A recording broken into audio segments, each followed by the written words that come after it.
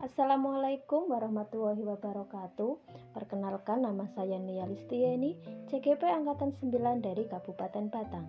Pada koneksi antar materi 1.4 ini, yaitu tentang budaya positif, saya akan memaparkan tentang keterkaitan antar materi 1.1, 1.2, 1.3, dan 1.4. Koneksi antar materi 1.1 yaitu filosofi pemikiran Ki Hajar Dewantara, 1.2 nilai dan peran guru penggerak, 1.3 visi guru penggerak, 1.4 yaitu tentang budaya positif. Keempat materi tersebut yaitu filosofi pemikiran Ki Hajar Dewantara, nilai dan peran guru penggerak, visi guru penggerak, dan budaya positif pada intinya memiliki satu tujuan, yaitu tercapainya profil pelajar Pancasila, yaitu peserta didik yang memiliki karakter beriman dan bertakwa, berkebinekaan global, gotong royong, kreatif, bernalar kritis, dan mandiri. Modul 1.1 yaitu filosofi pemikiran Ki Hajar Dewantara membuka pemikiran kita tentang tujuan pendidikan, yaitu menuntun segala kekuatan yang ada pada anak untuk mencapai keselamatan dan kebahagiaan yang setinggi-tingginya. Pendidik haruslah menghamba dan berpihak pada murid dan memberikan pembelajaran sesuai minat dan bakatnya. Guru diibaratkan sebagai petani, sekolah diibaratkan sebagai ladangnya, dan murid diibaratkan sebagai benihnya. Modul 1.2 yaitu nilai dan peran guru penggerak. Pernyataan Ki Hajar Dewantara bahwa guru penggerak haruslah memiliki nilai dan peran agar mampu menuntun tumbuh kembang anak melalui pembelajaran yang berpusat pada anak. Nilai yang harus dimiliki adalah mandiri, reflektif, inovatif, kolaboratif, dan berpihak pada anak. Perannya adalah menjadi pemimpin pembelajaran, menjadi coach bagi guru lain, mendorong kolaborasi, mewujudkan kepemimpinan murid, dan menggerakkan komunitas praktisi. Modul 1.3 yaitu visi guru penggerak. Untuk mewujudkan perubahan tersebut, dibutuhkan visi yang jelas dan juga langkah-langkah yang tepat untuk mencapai visi tersebut.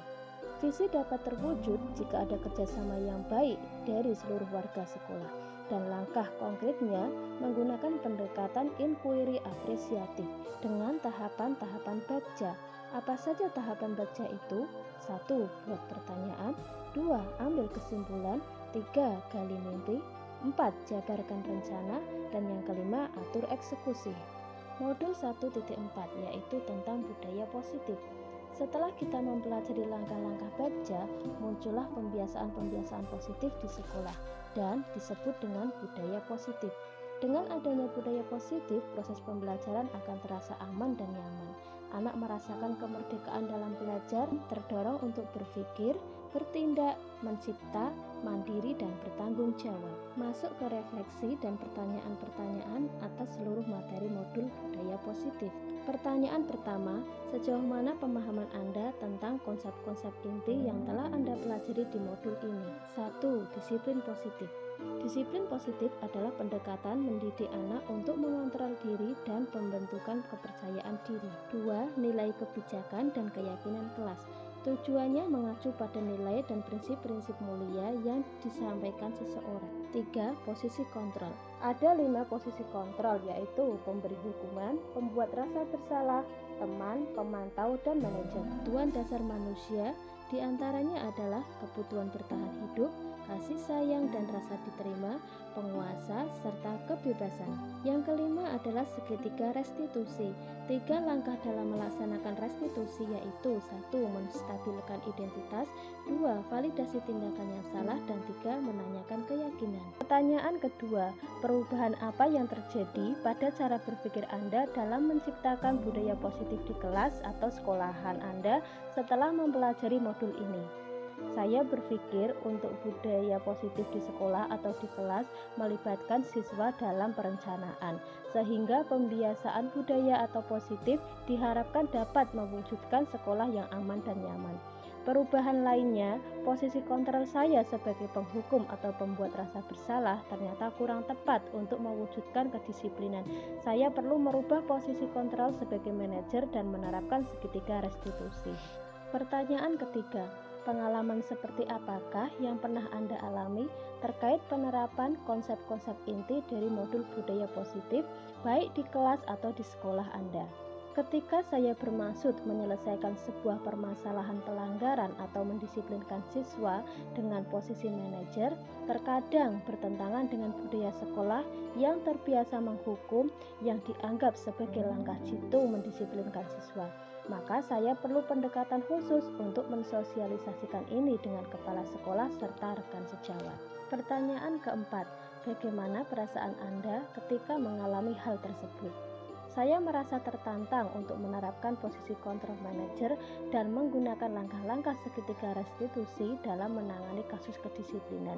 Dengan posisi kontrol manajer, guru memberikan kesempatan siswa untuk mempertanggungjawabkan perilaku dan mendukung murid menemukan solusi dari permasalahannya. Saya juga tertantang untuk berkolaborasi dengan rekan guru, membuat strategi dan menyusun budaya positif, melakukan perubahan budaya positif di kelas atau sekolah. Pertanyaan kelima, menurut Anda terkait pengalaman dalam penerapan konsep-konsep tersebut, hal apa yang sudah baik dan yang perlu diperbaiki? Yang sudah baik adalah disiplin positif atau nilai-nilai kebijakan di lingkungan kelas atau sekolahan, serta keyakinan kelas kita buat dengan melibatkan peserta didik.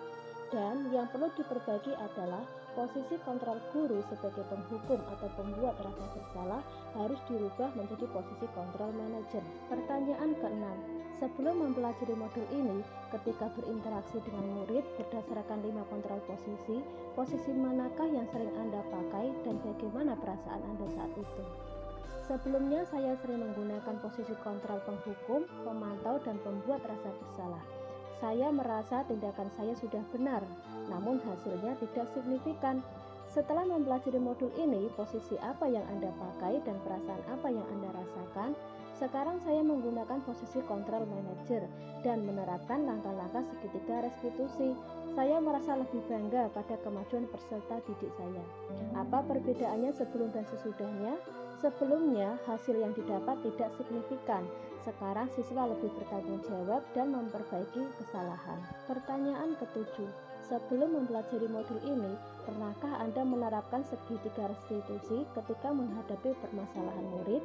Jika iya, tahapan mana yang sudah Anda praktekkan dan bagaimana Anda mempraktekannya? Sebelumnya, saya pernah secara tidak sengaja menerapkan segitiga restitusi, namun tidak seluruh langkahnya saya terapkan. Tahapan yang pernah saya lakukan adalah menstabilkan identitas dengan cara bertanya pada anak dan meyakinkan anak dari gagal menjadi sukses. Kemudian memvalidasi tindakan yang salah. Saya memahami kebutuhan dasar yang mendasari tindakan anak berbuat kesalahan. Pertanyaan ke-8, selain konsep-konsep yang disampaikan dalam modul ini, adakah hal lain yang menurut Anda penting untuk dipelajari dalam proses menciptakan budaya positif baik di lingkungan kelas atau sekolah?